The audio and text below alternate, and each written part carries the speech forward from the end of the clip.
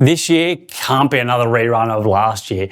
If you feel a little burnt out or a bit tuckered out from the last year, here's what you need to change first. Hey champion, having done this for over a decade, helping literally thousands of people, I know that some people, when they get to the end of the year, they get cooked. And they get cooked and they're like, oh man, I don't feel like I can do Groundhog Day again. So what needs to change? Well, the key thing we've done, we've just taken our members through this process. I want to take you through. And the first part of this is that the innovation that's required comes from insight. And what I shared was, there was a particular time for me, it was 2022, I was a place called Byron Bay, I was on a bench looking out in the ocean, I was going, man, I just feel cooked, I feel done. But the thing about that was, inside I knew I wasn't done, but I just felt done. Family and friends were saying, oh, you're working too hard, and that was like, yeah, I've been working hard, I work smart. And I get things done, but I just didn't feel like the mojo wasn't there. And it sort of hit me, and I did an exercise where at the end of the year, I'm capturing all the lessons and like, what's different around it this year? And, you know, a few bad hires, marketplace difficult. Just think at that particular point, it was 3 years in for the pandemic. There was a lot of fatigue going on.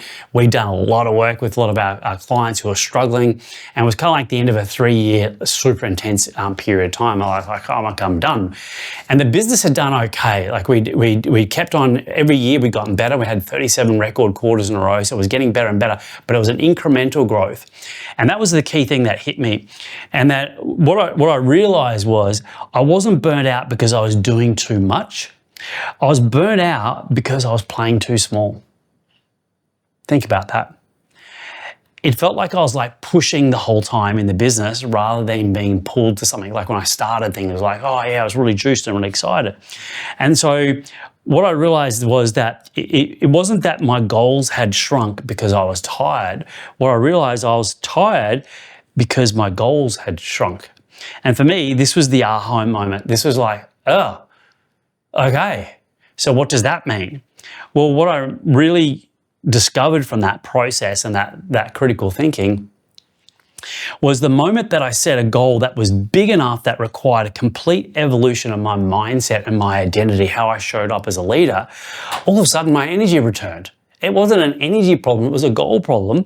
And I didn't need the rest everyone thought they needed. I got fired up, I was super excited. All I needed to do is to lift my mission. And that really came down to the identity trigger. And so this was a bit for me, I went, that's what I need to change, that's what I need to evolve. And so what I started writing down was these two questions. I went, okay, what's the safe goal that I'm committed to? Like that was the incremental growth. I kind of got sucked into, you know, the sales team, marketing team go, oh, we can't do that. I was like, after a while, you kind of go, okay, maybe I better believe what they're saying. Like, no, don't do that. But what was the safe goal? I was like, okay, cool. But then the question is, what's the bigger goal that you can feel rising inside? Like, what was the thing? Like, if you had a magic wand, a magic pen, and you could have everything you wanted, what would that look like? What would that feel like? And what was that little burning joy that started to come into gear? And so what I did was like, okay, well, this is cool, but I feel a bit tuckered out. So how am I going to set a goal when I don't even know if I can believe it to start with? I don't know about you, but sometimes like I want to create a believable goal, but how can it be super big? So what I want to do is take you through the playbook on how I did this and how we've helped a stack of members do the same thing as well. And this is being absolutely game-changing for them, and I know it's going to be game-changing for you as well. So here's the principle, and then if you get a pen and paper, this is what I'd love you to do, is grab a pen and paper and draw a line like so. And you're going to have a point here, which is point B, you know, a point here, which is point A, and a point here, which is point C. Okay, so you get that, write that out, really, really simple. And the exercise now is to think of where we are today, where you are right now. If you write down the revenue of the business, now let's just say hypothetically that the revenue of the business for this last year was 400,000. Okay, so just you put your number in, just the last 12 months, what was the revenue of the business? And the question I want to ask you now is, when was it that your business was 10 times smaller? On this example, that might be in the early days, of $40,000 a year. Or this could be $400,000 a month, and this is $40,000 a month. It doesn't matter the amount. What matters is that it is 10 times smaller than where it is right now. So remember that moment. And so when you remember that moment, what you know is that you have taken your business from point A to point B. That is a 10 times increase in the revenue of the business. Now, by the way, I'm saying revenue, but you could easily put on here time. You could easily say impact, or another way of saying impact is experiences. What are some experiences that you've done? When were you 10 times less experienced, 10 times less time? Like if you think you're starting a business, you're usually busy until you actually grow the business. You go, actually, I was not nearly as busy as I thought I was. So you want to look at that there and look at 10 times. Now, what we want to do is we want to ask ourselves 4 questions. And these are the 4 questions. And the first one is, number 1, where was your mindset? And what was the change in mindset that you did to take you from the 40 to 400, or your example of 10 times smaller? So the first one is around mindset. The second question, when you look at it there, is, well, what's evolved around with your product? So thinking about this, what has evolved around your product? 10 times smaller, what was it doing then? What is it doing now? What are the changes? Generally speaking, most people have simplified. They had lots of things they're offering now going, these are the things I can offer that are easy to sell, easy to market, easy to get up and running, and profitable. A lot of people doing things that they're spending so much time, it's actually not that profitable.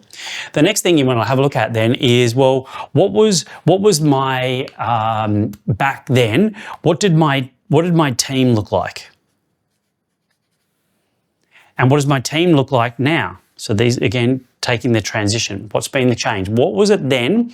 And what was the shift? What was the change from where you went from A to B in mindset, product, and team? And the last one here, and the one that I see most people forget about, is that it takes a village to grow a business. It takes a village to grow a human.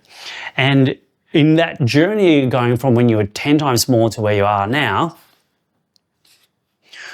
what have you done around reaching out for help around your coaching? What we see happens is as soon as someone makes a big shift, they're usually getting a guide, a mentor, someone who's already walked the journey, someone who's already can see around the corners that you haven't gone around yet. A lot of people are just slogging it out and they're just paying a lot of dumb tax. They pay a lot of dumb tax, and all the dumb tax is you make a mistake, you make an oops. But if you make an oops or a mistake once, that's part of the journey. But you make it twice, that's dumb tax. We want you to avoid dumb tax. So here's the principle here. You have already grown the business in money, time, and impact, at least those 3 things, certainly the money side. You've already grown it 10 times. So here's the cool thing. If you've done it once, guess what? You can do it again. And this is 10 times on that. That means at point C, from where you started back here, is what would have to happen now for us to be at 4 million in revenue. You've already got the methodology, you've already got the mindset, your product, you've got your team, you've got the coaching. So the question for you now really becomes very, very simple. Is you've already got a plan that you've already mapped out. You've already got a methodology that worked for you that took you 10 times. All we're going to do now is take it 10 times greater using the same philosophy that you use. All we need to do now is what's the change in mindset? For us, that'll usually be a shift in their identity. Then what do you need around your product? What do you need to do to simplify to make it even easier? What's the product that is not only good for today, but skate where the puck's going? Where are your ideal clients moving to? And making sure that you are also moving to where they're going, especially with the speed of change that's occurring. What do you need to be doing around your team? Here's one thing. You're one person. You're one person away from 10x. You're one amazing marketing person. You're one salesperson. You're one delivery person, one operations person, one person who's already done that journey, one hire away from going where you are now to 10 times more, which is 100 times more than where you started from the beginning. And the last thing, what do you need to do to level up on your coaching and your mentoring?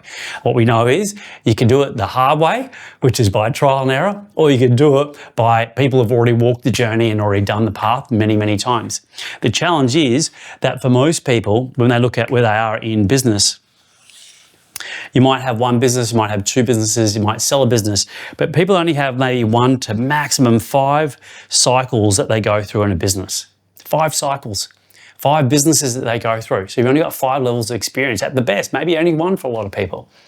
We, as business advisors, we literally work with thousands of businesses. So we see so many cycles, and what we see is patterns and pattern recognition. We go, right, you do that, this is where it's going to end up. You do that, and that's where you're going to end up. And so that's the benefit of having someone in your corner. And we do believe, if you look at any elite sports, any Olympic team, any team that's ever done anything on a national stage, they all have a coach in their corner. So who's your coach in your corner? Who's the coach that can help you? We would love to help you out if you're the right fit for us, but we'd also want to make sure if it's not us, that you go to someone who's already walked this journey that can take you through that 10x, because it is painful just staying in the same spot. You don't need to. You can make that shift. So I'm looking forward to seeing you. If you want any help on that, please reach out to us, connect with us. We'd love to see if we can help you as well. If not, find someone that can do that, and make sure that you take your vision that you had, your pattern of success you've already had, and you can take that, and that's how you can create a business that's 10 times more using the same methodology. That's how you make sure that the next year is one that gets you excited, gets you pumped, because you know what? You've already done it once, you can do it a second time.